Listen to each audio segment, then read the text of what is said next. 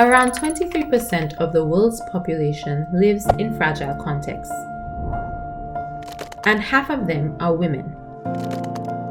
Of these women, 76% live in extreme poverty. Evidence suggests that both women and girls living in these contexts are particularly vulnerable to exploitation, and they live with social, political, and economic inequalities.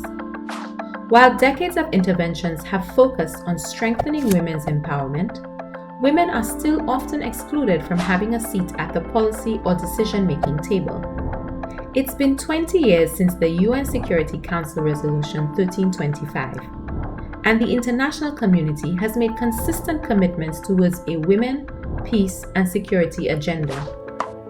It's time to understand the evidence on how effective gender-specific and gender-transformative interventions have been for building peaceful and inclusive societies and empowering women.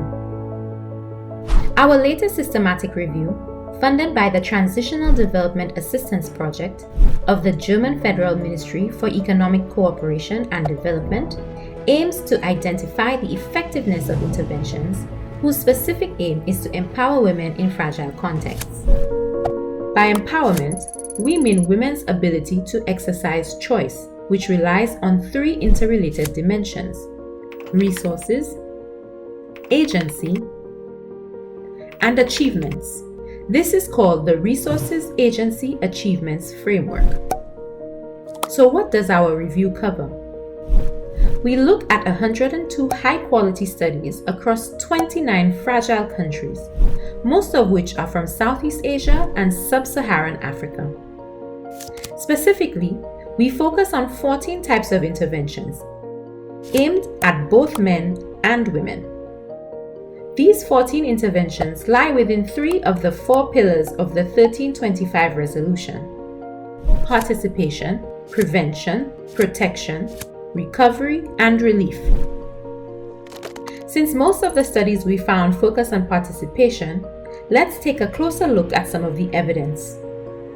We find that a vast majority of the interventions target the individual level to drive changes at other ecological levels, which includes households, communities, and more. Participation includes a variety of interventions, from cash transfers to inclusive community-driven development, self-help groups, village savings and loan associations, and life skills and capacity building. We find that cash transfers are effective for many outcomes, such as women's access to and ownership of assets, credit, and income. Some of the key facilitators include the size of cash transfers, targeting specific vulnerable populations, awareness raising, and mentorship initiatives. While community-driven development increases participation in communities and the political sphere, it doesn't always translate to achievements at the household and individual levels. Collectives like self-help groups and village savings and loan associations seem to be a successful type of intervention across the resources, agency, achievements framework that we mentioned earlier. However, this relative success relies on several cross-cutting elements, ranging from training to support from groups and family members, meaningful economic participation, access to markets, and cultural attitudes, among others. Coming to life skills and capacity building, the interventions have a significant positive impact on resources, as well as on agency. But in relation to achievement, none of the outcomes measured are significant in terms of women's empowerment.